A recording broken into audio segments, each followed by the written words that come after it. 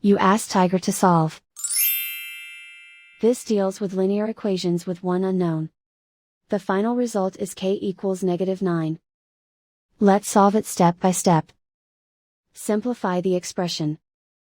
Expand the parentheses. Simplify the arithmetic. Expand the parentheses. Simplify the arithmetic. Group like terms. Simplify the arithmetic. Group all k terms on the left side of the equation. Add 5k to both sides. Group like terms. Simplify the arithmetic.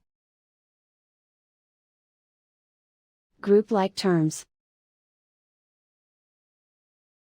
Simplify the arithmetic.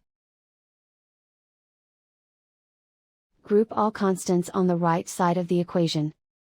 Add 63 to both sides. Simplify the arithmetic.